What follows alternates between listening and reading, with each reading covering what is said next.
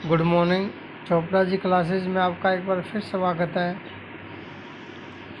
आज हम छठी क्लास की एसएस की किताब नागरिक शास्त्र का दूसरा अध्याय करेंगे, विविधता एवं भेदभाव। शुरू करने से पहले अगर किसी ने आप चैनल को सब्सक्राइब नहीं किया है तो सबसे पहले आप चैनल को सब्सक्राइब करें और बेल वाले आइकन को दबा दें ताकि आने वाली नई वीडियो का नोटिफिकेशन आपको मिल जाए। अगर मेरी वीडियो आपको अच्छी लगे तो लाइक भी करें और शेयर भी करें। तो आइए शुरू करते हैं अपना दूसरा अध्याय।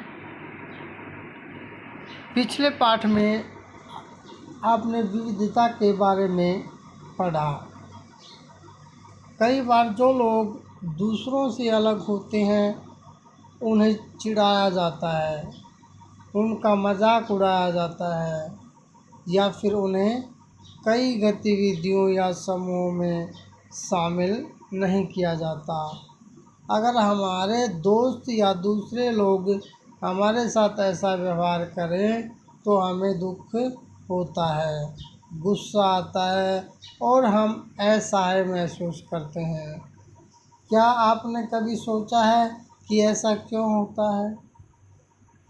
कि भाई पिछली कक्षा में हमने पढ़ा था विविधता के बारे में, भिन्नता के बारे में पढ़ा था। कई बार जो लोग दूसरों से अलग होते हैं, सभी एक जैसे नहीं होते, दूसरों से अलग अलग होते हैं सभी एक दूसरे से। जो दूसरों से अलग होते हैं उन्हें चिढ़ाया जाता है और उनका मजाक भी उड़ाते हैं लोग, या फिर उन्हें कई गतिविधियों या समूहों में शामिल नहीं किया जाता। जैसे कोई गेम है या और कोई एक्टिविटी है होती है स्कूल में या कहीं भी सामूहिक रूप से, तो उसमें उसको शामिल नहीं किया जाता क्योंकि उसका मजाक उड़ाया जाता है जो भिन्न होता है। अगर हमारे दोस्त या दूसरे लोग हमारे साथ ऐसा व्यवहार करें तो हमें दुख होता है। यदि दूसरे लोग या कोई हमारा दोस्त अगर हमारे साथ ऐसा व्यवहार करेगा तो हमें दुख होगा, गुस्सा आएगा और असहाय महसूस करेंगे। असहाय मतलब जिसकी कोई सहायता करने वाला ना हो। क्या आपने कभी सोचा है कि ऐसा क्यों होता है? आपने इस बारे में सोचा है कि भाई ये जो बातें होती हैं क्यों होती हैं?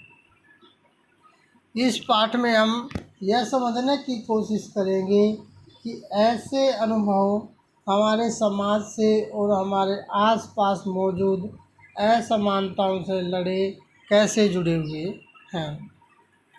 तो जो ये पाठ पढ़ेंगे हम इस पाठ में इस बात को समझने की कोशिश करेंगे कि ऐसे अनुभव हमारे समाज से और हमारे आसपास मौजूद जो असमानताएं हैं उनके साथ कैसे जुड़े हुए हैं। हम क्या हैं और हम कैसे हैं, यह कई चीज़ों पर निर्भर करता है।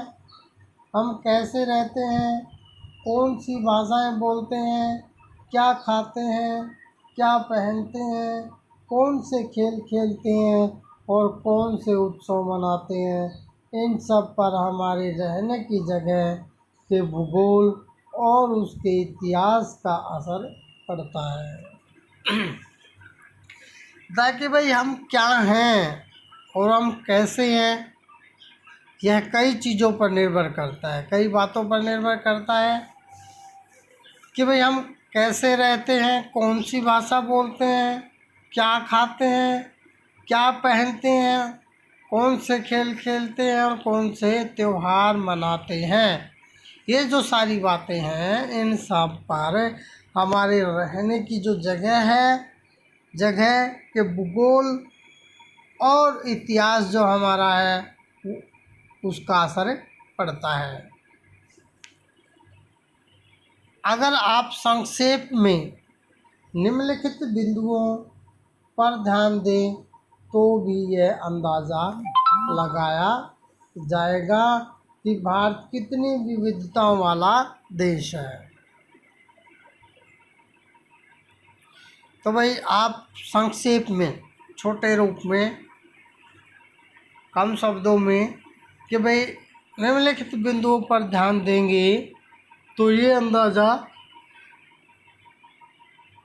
लगाया जा सकता है कि भारत कितनी विविधताओं वाला, विषमताओं वाला, असमानताओं वाला देश है, भिन्नताओं वाला देश है। संसार में 8 मुख्य धर्म हैं। भारत में उन 8 धर्मों के अनुयायी यानी मानने वाले रहते हैं। यहाँ 1600 से ज़्यादा भाषाएं बोली जाती हैं। जो लोगों की मातृभाषाएं हैं, यहाँ 100 से भी ज़्यादा तरह के नृत्य किए जाते हैं। कि भाई संसार में 8 मुख्य धर्म माने गए हैं। हिंदू, मुस्लिम, सिख, ईसाई ये धर्म है। इसी तरह टोटल 8 धर्म माने गए हैं मुख्य।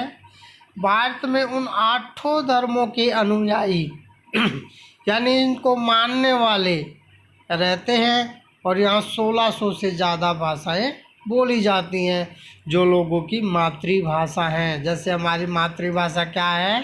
हरियाणवी। हमारी मातृभाषा हिंदी है। यहाँ 100 से भी ज़्यादा तरह के नृत्य किए जाते हैं। जो डांस है वहाँ 100 से भी ज़्यादा किए जाते हैं यहाँ पे हमारे देश में। यह विविधता हमेशा खुश होने का कारण नहीं बनती। हम उन लोगों के साथ सुरक्षित एवं आश्वस्त महसूस करते हैं जो हमारी तरह दिखते हैं, बात करते हैं, कपड़े पहनते हैं और हमारी तरह सोचते हैं। कभी कभी जब हम ऐसे लोगों से मिलते हैं जो हमसे बहुत भिन्न होते हैं तो हमें वे बहुत अजीब और अपरिचित लग सकते हैं। कई बार हम समझ ही नहीं पाते या जान ही नहीं पाते कि वे हमसे अलग क्यों हैं। लोग अपने से अलग दिखने वालों के बारे में ख़ास तरह की राय बना लेते हैं कि भाई जो विविधता है वो हमेशा खुश रहने का कारण नहीं बनती। हम उन लोगों के साथ सुरक्षित और आश्वस्त महसूस करते हैं, खुशी महसूस करते हैं जो हमारी तरह दिखते हैं और बात करते हैं। हम उन्हीं के साथ रहना ज़्यादा पसंद करते हैं, कपड़े पहनते हैं और हमारी तरह सोचते हैं। यानी कि जो हमारे जैसे बातें करते हैं, कपड़े हमारे जैसे पहनते हैं और हमारी तरह सोचते हैं, हम उन्हीं लोगों के साथ रहना पसंद करते हैं। कभी कभी जब हम ऐसे लोगों से मिलते हैं जो हमसे बहुत भिन्न होते हैं, बिल्कुल अलग होते हैं, तो हमें वे बहुत अजीब और अपरिचित लग सकते हैं। कई बार हम समझ ही नहीं पाते या जान ही नहीं पाते कि वे हमसे अलग क्यों हैं। इस बारे में नहीं पता लगा पाते कि वो हमारे से अलग क्यों हैं। लोग अपने से अलग दिखने वालों के बारे में ख़ास तरह की राय बना लेते हैं। अगले पेज पे चलते हैं। पूर्वाग्रह। उन कथनों को देखिए जो आपको ग्रामीण एवं शहरी लोगों के बारे में सही लगे। जिन कथनों से आप सहमत हैं उन पर निशाना लगाइए। क्या आपके दिमाग में ग्रामीण या शहरी लोगों को लेकर किसी भी प्रकार के पूर्वाग्रह हैं? क्या दूसरे लोगों के दिमाग में भी ये पूर्वाग्रह हैं? लोगों के दिमाग में ये पूर्वाग्रह क्यों होते हैं? जिन पूर्वाग्रहों को आपने अपने आसपास महसूस किया है उनकी एक सूची बनाइए। ये पूर्वाग्रह लोगों के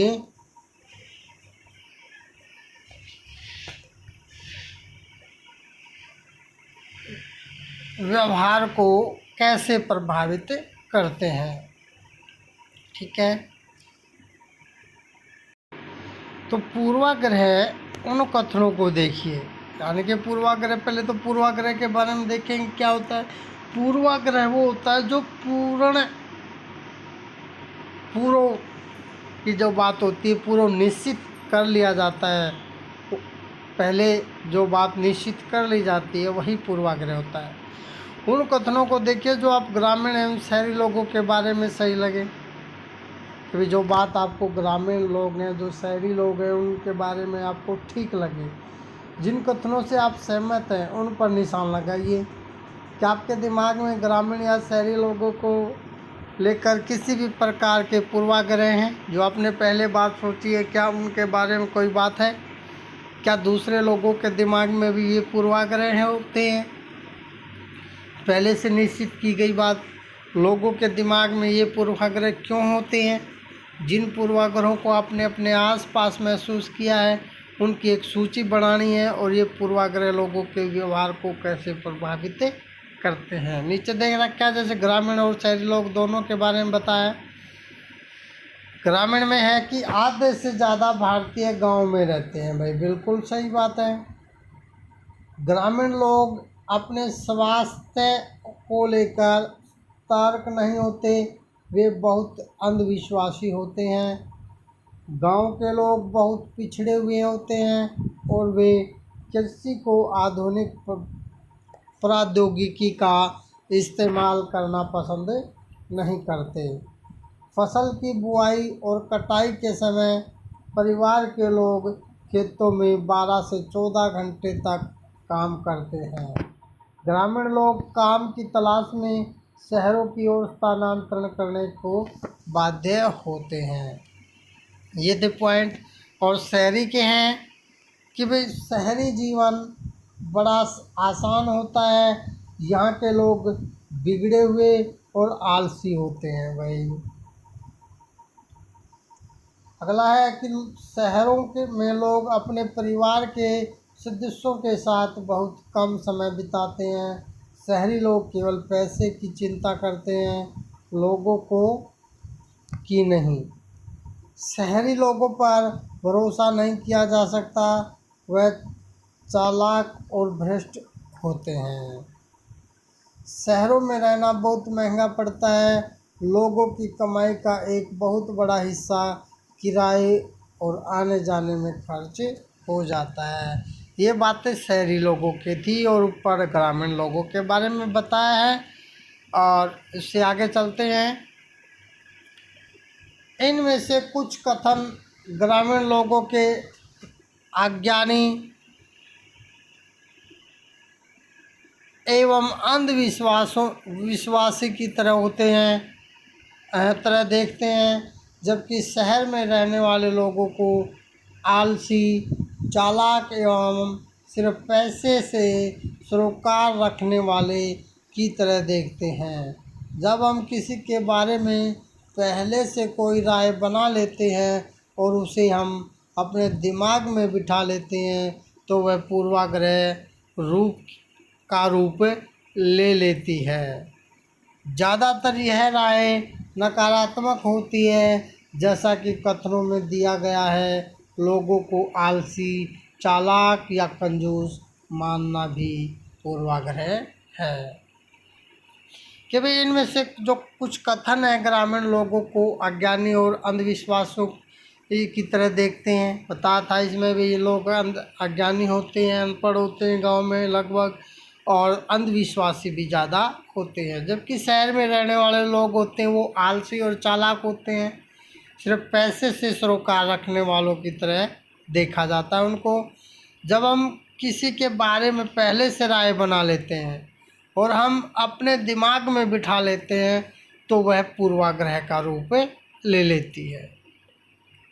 ज़्यादातर यह राय नकारात्मक होती है, जैसा कि कथनों में दिया गया है। लोगों को आलसी, चालाक या कंजूस मानना भी पूर्वाग्रह ही है। आगे है, जब हम यह सोचने लगते हैं कि किसी काम को करने का कोई एक तरीका ही सबसे अच्छा और सही है तो हम अक्सर दूसरों की इज्जत नहीं कर पाते जो उसी काम को दूसरी तरह से करना पसंद करते हैं। उदाहरण के लिए अगर हम सोचें कि अंग्रेजी सबसे अच्छी भाषा है और दूसरी भाषाएं महत्वपूर्ण नहीं है तो हम अन्य भाषाओं को बहुत नकारात्मक रूप से देखेंगे। परिणाम स्वरूप हम उन लोगों की शायद इज्जत नहीं कर पाएंगे जो अंग्रेजी के अलावा अन्य भाषाएं बोलते हैं। कि भाई जब हम सोचने लगते हैं कि भाई किसी काम को करने का या कोई तरीका एक ही तरीका है, ये सबसे अच्छा और सही है, तो हम अक्सर दूसरों की इज्जत नहीं कर पाते। अगर उसके तरीके अगर अलग अलग हैं, कई तरह के हैं, तो हम दूसरों की इज्जत करेंगे, तो उसी काम को दूसरी तरह से करना पसंद करते हैं। उदाहरण के लिए जैसे हम सोचें कि भाई अंग्रेजी सबसे अच्छी भाषा है और दूसरी भाषाएं महत्वपूर्ण नहीं है, केवल अंग्रेजी ही सीखें, तो हम अन्य भाषाओं को बहुत नकारात्मक रूप से देखेंगे। परिणाम स्वरूप हम उन लोगों की शायद इज्जत नहीं कर पाएंगे जो अंग्रेजी के अलावा दूसरी भाषाएं बोलते हैं। आगे है, हम कई चीज़ों के बारे में पूर्वाग्रही हो सकते हैं। लोगों के धार्मिक विश्वास, उनकी चमड़ी का रंग, जिस क्षेत्र से वे आते हैं, जिस तरह से वे बोलते हैं, जैसे कपड़े वे पहनते हैं इत्यादि। कि भाई हम जिस कई चीज़ों के बारे में पूर्वाग्रही हो सकते हैं, पूर्वाग्रही पहले ही अनुमान लगा सकते हैं, सोच सकते हैं कई चीज़ों के बारे में। लोगों के धार्मिक विश्वास हैं, उनकी चमड़ी का रंग है, जिस क्षेत्र से वो आते हैं, जिस तरह से वे बोलते हैं, जैसे कपड़े पहनते हैं इत्यादि, इन बारे में हम पहले ही सोच सकते हैं। अगले पेज पे, अक्सर दूसरों के बारे में बनाए गए हमारे पूर्वाग्रह इतने पक्के होते हैं कि हम उनसे दोस्ती नहीं करना चाहते। इस वजह से कई बार हमारा व्यवहार ऐसा होता है कि हम उन्हें दुख पहुंचा देते हैं। ये अक्सर दूसरों के बारे में जो बनाए गए हमारे जो पूर्वाग्रह हैं इतने पक्के हो जाते हैं कि हम उनसे दोस्ती करना ही पसंद नहीं करते। इस वजह से, इस कारण से कई बार हमारा जो व्यवहार है वो ऐसा होता है कि हम उन्हें दुख पहुंचा देते हैं, हम उन्हें कठिनाई पहुंचाते हैं, दुख पहुंचाते हैं। उससे आगे है,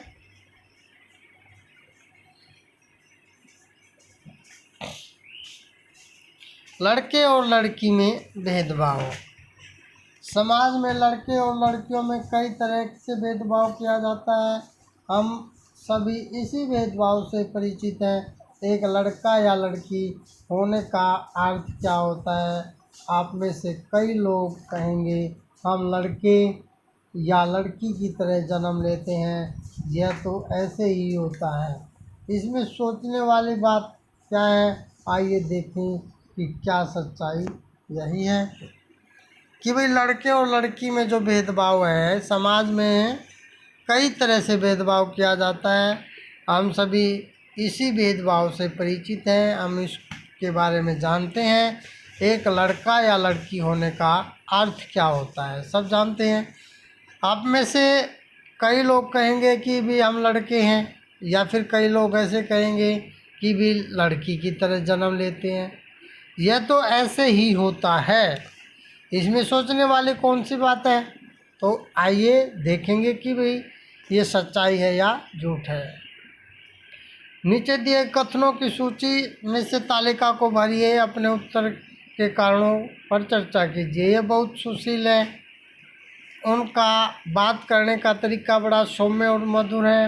वे शारीरिक रूप से बलिष्ठ हैं, वे शरारती हैं, वे नृत्य करने और चित्रकारी में निपुण हैं, वे रोते नहीं हैं, वे उद्यमी हैं, वे खेल में निपुण हैं, वे खाना पकाने में निपुण हैं, वे भावुक हैं। एक तरफ लड़का की नंबरिंग की गई है 1 2 3 4 5, दूसरी तरफ लड़के की नंबरिंग की गई है। तो नीचे दिए गए कथनों की सूची में से तालिका को भरना है, अपने उत्तर के कारणों की चर्चा भी करनी है। तो एक तरफ लड़के के बारे में जो बातें आई हैं वो लिखनी है, और एक तरफ लड़की के बारे में जो बातें आई हैं वो लिखनी है। वे बहुत ही सुशील है। सुशील शब्द है वो लड़की के लिए प्रयोग किया जाता है, इसलिए नंबर 1 में लिख देंगे लड़की वाले कॉलम में कि वे बहुत सुशील है। उनका बात करने का तरीका बड़ा सौम्य और मधुर है। ये वही लड़के के लिए भी हो सकती है, लड़की के लिए भी हो सकती है। वे शारीरिक रूप से बलिष्ठ हैं, ये लड़के के लिए। वे शरारती हैं, ये लड़के के लिए। वे नृत्य करने और चित्रकारी में निपुण हैं, ये लड़की के लिए। वे रोते नहीं, लड़के के लिए। वे उद्यमी हैं, वे लड़के के लिए। वे खेल में निपुण हैं, लड़के के लिए। वे खाना पकाने में निपुण हैं, लड़के के लिए। और वे भावुक हैं, वो लड़की के लिए। ये होगा। अगले पेज पे आते हैं। लोग तरह तरह की बातें करते हैं। मैं लंगड़ाता हूँ, मेरी बोली लड़खड़ाती है। इसके अलावा और भी बहुत कुछ। कभी मैं उदास हो जाता हूँ तो कभी दुखी। लोग मेरा मजाक उड़ाते हैं। यह नई बात नहीं, अगर तुम मेरी जगह होते तो क्या करते। तो भाई मैं लंगड़ाता हूँ, अपाहिज हूँ, मेरी बोली है वो भी लड़खड़ाती है, तोतला हूँ। इसके अलावा और भी कुछ है। कभी कभी मैं उदास हो जाता हूँ और दुखी होता हूँ। लोग मेरा मजाक उड़ाते हैं। ये नई बात नहीं है, अगर तुम मेरी जगह होते तो तुम क्या करते, ये बताना है। तुम दूसरों से कितनी अलग दिखती हो। मैं एक इंसान हूँ, मुझे शर्म आती है। घूरती आँखों से मैं छिप जाना चाहती हूँ। कहती कि भाई मैं एक इंसान हूँ और मुझे भी शर्म आती है। घूरती आँखों से मैं छिप जाना चाहती हूँ जो मुझे घूरता है। क्या उसका दिमाग सही है? सिर्फ़ इसलिए कि मेरी टांगें डगमगाती हैं, लोग सोचते हैं कि मेरा दिमाग भी डगमगाता है। कहते कि भाई एक अपाहिज है ये भी। वो कहते कि सिर्फ़ इसलिए कि मेरी टांगें डगमगाती हैं, चल नहीं सकता या सकती, लोग सोचते हैं कि मेरा दिमाग भी डगमगा गया है। ऊपर के चित्रों में जो बच्चे हैं उन्हें पहले विकलांग कहा जाता था।